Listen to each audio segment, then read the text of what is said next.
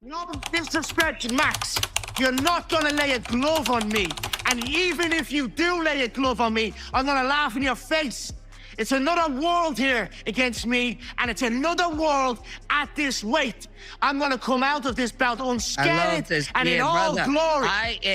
We talk about ancestors, we talk about warriors, bro. I'm a Hawaiian warrior, brother. I'm gonna touch your face over and over again, brother. I already know this, brother. Joe, Max is my child, brother. Welcome to the Mystic Max era, brother. Welcome back. Excuses, welcome back. Max is Max is here. Return of the Max, July 11th. A bunch of gloves is gonna get laid on that pretty face, brother. Keep it clean for me. I'm gonna bust his ears off me, hands down. Max, I'm gonna box you out with my hands we down. saw last time what happened that you didn't boxing. Game boxing. Anyway, Sean, quiet. Come on. Joe, I'm gonna come out of this fight unscathed. I wanna go again. Max is a durable fighter with great skill. Not on my level, however. I am a level above, in fact, multiple levels above. How so? Skill-wise, mental-wise, physical-wise. We're at 170 pounds. There's a few facets into this. Max has been a busy body in the game. In fact, he's the most time spent inside the octagon, 8.5 hours, which is a staggering amount of time. For me, I kind of look at that saying, it means you can't finish people, you know? So, however, he's never fought at 170 pounds. This is a 170-pound bout. And you believe that your level's above him, but what's something that you're watching out for? What is one of Max's strengths? You know, if you're asking me what I have above him, speed, power, IQ, fitness, health, freshness. Joe, it's great to be back. It's refreshing to be back. The body is invigorated. The mind is sharp and fresh and ready to go. I'm ready to enter this brutal business as a ruthless fighter once again. And I'm very, very excited and happy.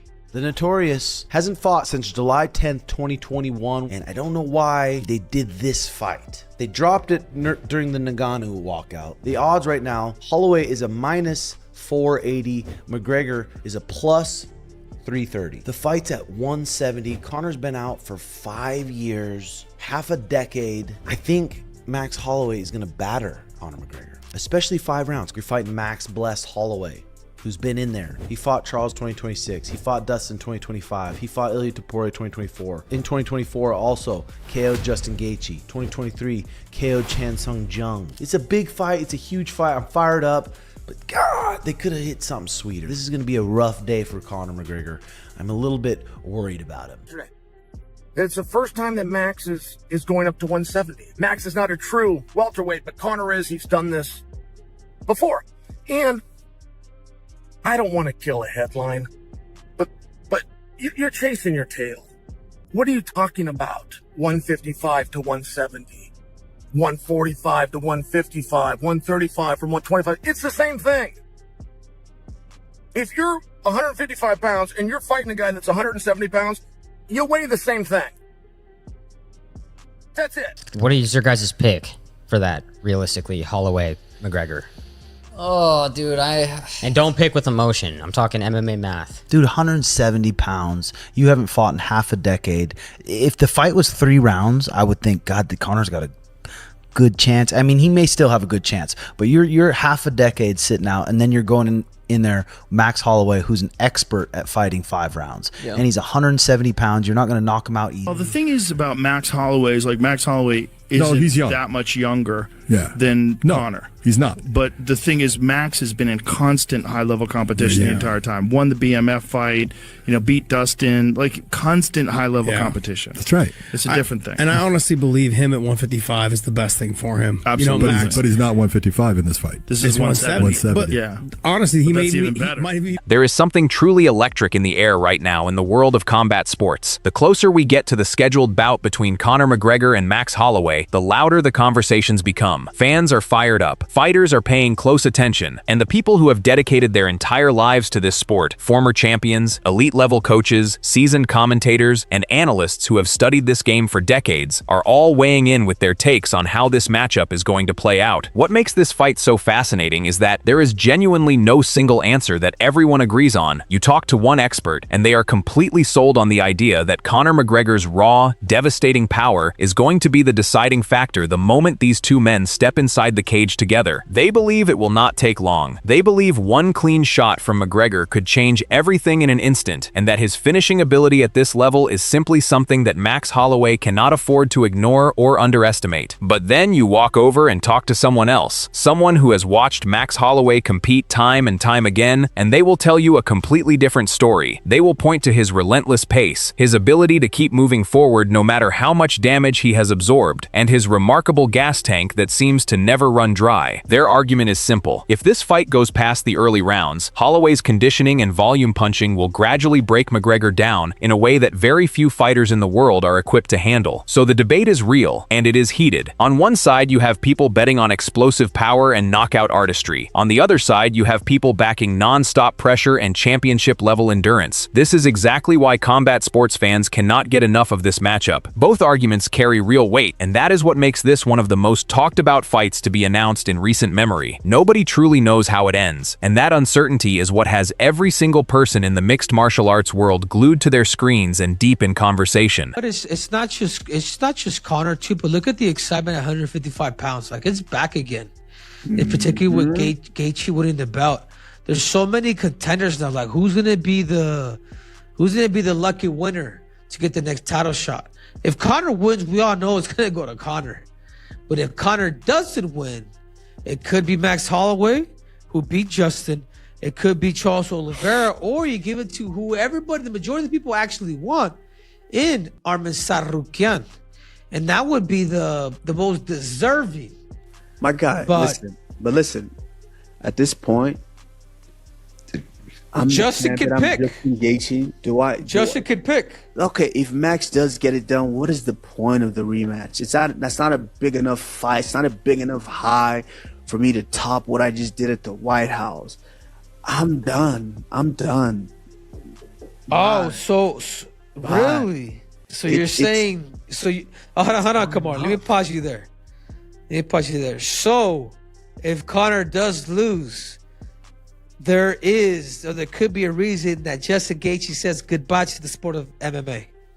I mean, I'm not speaking for him. He's his own man, but if the fight's not big enough... One of the more thought-provoking takes to come out of the entire pre-fight discussion belongs to Brendan Schaub, and the moment he shared his perspective, it immediately got people talking. While a large number of analysts and former fighters have been willing to confidently name their pick and stand behind it, Schaub took a noticeably different approach, and honestly, it is hard to argue with his reasoning when you really sit down and think about it. Schaub made it clear that, as far as he is concerned, placing a confident prediction on this fight is not something he is comfortable doing right now, and the reason is not Max Holloway. When it comes to Holloway, there is plenty of recent film to study, plenty of recent performances to analyze, and a very clear picture of who he is as a fighter at this stage of his career. Holloway has been active, sharp, and dominant. His last several performances have shown a fighter who is operating at the absolute peak of his abilities. The uncertainty, according to Schaub, sits entirely on the McGregor side of this equation. Conor McGregor has been away from competition for a significant stretch of time, and that extended absence raises a number of very legitimate questions that simply cannot be answered until the night of the fight. What kind of shape is he in physically? How sharp is his timing going to be after not competing regularly? Has he maintained the hunger and the mental edge that made him one of the most dangerous and exciting fighters on the planet at his best? These are not small questions. These are the kinds of questions that can completely flip the outcome of a fight. Schaub's point was essentially this: McGregor at his very best is a nightmare for almost anyone, but McGregor coming off a long layoff with rust on his movements and uncertainty around his conditioning is a very different proposition. Until we actually see him walk out to that cage, warm up, and perform under the bright lights in a real fight situation, there is simply no way to know which version of McGregor is going to show up. And because of that, Schaub feels that making a strong, confident prediction on either side is not something a serious analyst can honestly do right now. It would be guesswork dressed up as expertise, and Schaub was not willing to go down that road. This is actually a refreshing perspective in a world where everyone feels the pressure to pick a winner and defend that pick loudly. Schaub stepped back, acknowledged the unknowns, and chose honesty over a bold take. That kind of measured thinking, especially in a sport where emotions and loyalty often cloud judgment, deserves real credit.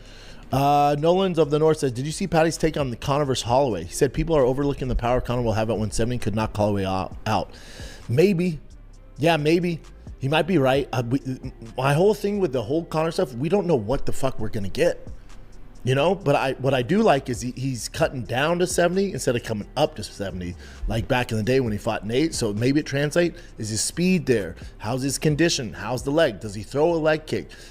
You know, does he incorporate grappling? Because obviously Max suffered against Charles Oliveira. There's just a lot of X factors. We haven't seen him in 5 years. I hope you're right, though. So now we bring it back to you, because at the end of the day, none of this analysis means anything without the voice of the fans. You are the people who watch every fight, rewatch every highlight, break down every exchange, and bring the kind of passion to this sport that makes it what it is. You are the ones who stay up late to watch cards that go on for hours, who debate outcomes with your friends and family, and who show up ready to celebrate or be heartbroken depending on how the night unfolds. So the question could not be simpler, and yet it is one of the most loaded questions in combat sports right now. Who are you picking? Is it Conor McGregor, the man who built a legacy on big moments, massive knockouts, and a personality so larger than life that even people who have never watched a single fight in their lives know exactly who he is? The man who has proven time and time again that he has the kind of power in his hands that can end a fight at any given second against virtually anyone he shares a cage with? Or are you riding with Max Holloway, the man who has quietly and then very loudly become one of the most respected fighters on the entire planet? A man who does not rely on one single weapon, but instead overwhelms opponents with a combination of constant pressure, elite-level boxing technique, and a pace that simply does not slow down from the first bell to the last. A man who has been tested by some of the toughest fighters in the world and has walked away with his hand raised more often than not. Both of these fighters have made believers out of people who had doubts. Both of them have stepped into situations where the odds were not entirely in their favor and found a way to come out on top. That is what separates fighters like these from the rest of the field, and that is exactly why this fight is being discussed with so much energy and passion. The former champions have spoken, the top-level coaches have given their assessments, the analysts have broken down the tape and shared their conclusions, and voices like Brendan Schaub have reminded us all that sometimes the most honest answer is to admit that you simply do not know yet, and that there is nothing wrong with sitting with that uncertainty until fight night answers the question for everyone. But now it is your turn. It does not matter if you are a lifelong fan who has followed both of these men from their earliest days in the sport, or if you are someone who is newer to mixed martial arts and is just beginning to appreciate how layered and complex this game truly is. Your opinion matters just as much as anyone else's in this conversation. Drop your pick down in the comments section. Tell us who you are backing and, more importantly, tell us why. Are you going with McGregor's power and his ability to end things early? Or are you putting your faith in Holloway's conditioning, his volume, and his ability to grind a fight down to exactly where he wants it? The debate is wide open, and every voice adds something to it. Let us know who you've got, Conor McGregor or Max Holloway. Hit the like button and subscribe to the channel for more MMA content.